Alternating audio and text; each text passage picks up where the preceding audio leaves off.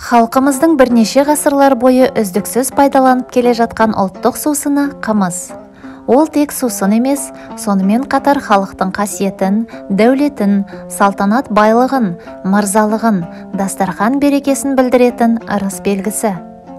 Басқа тағамдарға қарағанда қымызды дайындаудың әдіс тәсілдері, салт дәстүрлері, ырымдары мен кәде жоралары көп.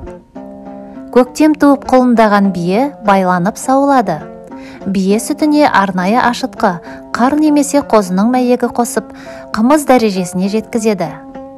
Алғашқы қымыз қорданғанша саумал күйінде болады. Ашуы жеткен қымызды үй иесі өзі ішпейді. Дәстүр бойынша үлкендерін шақырып ауыз тигізіп батасын алады. Мұны қымыз мұрындық дейді. Дайындау әдісіне, қасиетіне, сапасына және сақтау уақытына байланысты халқымыз қымызды бірнеше түрге бөледі. Және олардың әр түрін жылқы жасы атауымен атайды. Уыз қымыз, биені алғаш байлап жаңадан ашытылған қою қымыз. Бал қымыз, жылқының сүр қазысын қосып, әбден бабына келтіріп пісілген қымыз. Бұл басқа қымызға қарағанда сары әрі қою, дәмді, жұғымды, тұщы болады. Тай қымыз, бір күн сақталған қымыз.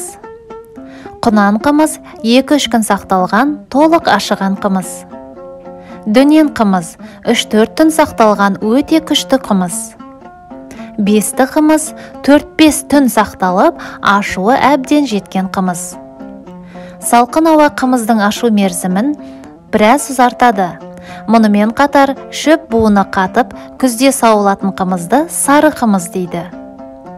Мұның қуаты күшті әрі емдік қасиеті де жоғарылай түседі. Қыста қысыр биелерді қолда ұстап сауып, оны қысырдың қымызы дейді. Бұл нағыз сапалы, қасиетті дәру сусын деп бағаланады. Алғаш құлындаған қулық биенің қымызын қысырақтың қымызы дейді. Жас биенің сүті болғандықтан, бұл бірнеше құлындаған биенің қымызынан қуаты жоғары болады. Бұрынғы қымыздың үстіне саумал қосылса, оны түнемал қымыз дейді. Бірнеше күн сақталып бапталған қорға үстемелеп саумал қосылса, ол қорабалы қымыз деп аталады. Ысталмаған күтімсіз ыдыста немесе мезгілінде қотарылмай көп тұрған қымыз өз жақсы қасиетін жойып бұзады. Ондайда айнымал, айныған немесе татып кеткен татымал дейді. Қымыздың бапталып күтілуі де үлкен жұмыс. Ол негізінен жылқы терісінен, емен, арша сияқты ағаштан жасалған ыдыстарда дайындалады. Теріден жасалған ыдыстың үлкені саба, кішісін мес, торсық деп атайды. Ол арша тобылғымен, қайын қабығымен жиі-жиі ысталып майланып отырады.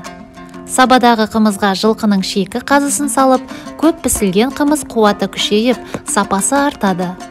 Ащы дәмі де азая түседі. Көп пісіліп, ащы дәмі кеткен қымызды өлтірілген қымыз дейді. Бұл өте жақсы деген ұғымды білдіреді. Қымыздың ауруға, әсіресе кеуде ауруына емдік қасиеті өте зор. Орыстың ұлы жазушысы Лев Толстой мұны жоғары бағалап, бие байлатып, қымыз саудырып ішкен. Дәулетті адамдар қымызды жазда да, қыста да ішіп отырған. Қымызды піскен, сапырған сайын хош иісі артып, тәбет ашыла түседі.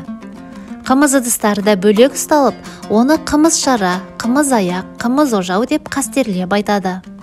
Бие ағытылар алдында соңғы қымызды ауыл адамдарын шақырып батасын алатын халықтың жақсы дәстүр бар.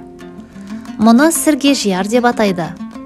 Бұл қымыз елдің шипалы сусыны, азығы ғана емес, мақтанышы мен салтанаты да болған. Бұрынғы замандарда өткен ас, той, хан сайлауларында арнайы апаратын сый-сияпат, мырзалықтың да бас белгісі осы қымыз. Бұған келген мырзалар мен байлардың, жақсылардың қай дәрежеде келгені осы қымыз бен сойыс мөлшерімен есептелген. 1860 жылы Ұлытауда Бағаналы Найман елінің белгілі азаматы Ерден Сандыбайұлына ас берілгенде, оған 1000 саба қымыз әкелінген. Әр саба шамамен 100-150 литр. Халық арасында тараған өлең қымыз. Бұл қымыз жаңа шыған құлын қымыз. Осындай ішіп пеңіз бұрын қымыз.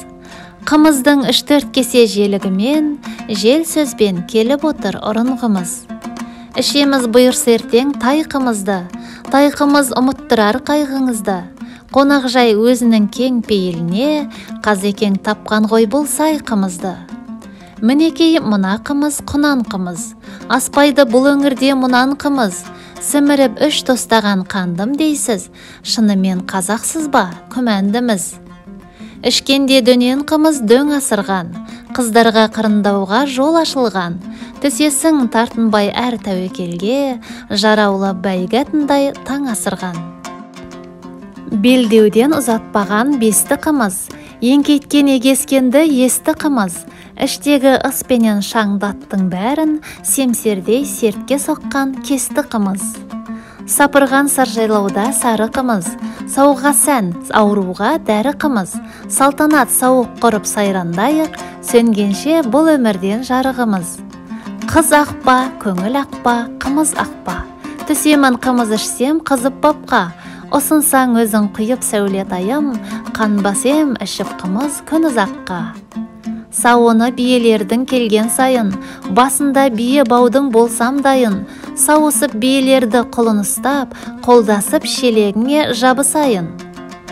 Кеш болса күмпілдетіп саба пісіп, тараса саумал исі далаға ұшып, қалқыған қарамайы аққымызды, бәстессек сәске сайын сана бішіп. Қазақтың салт дәстүрлері мен әдет ғұрыптары кітабынан. Қазақи дүние таным.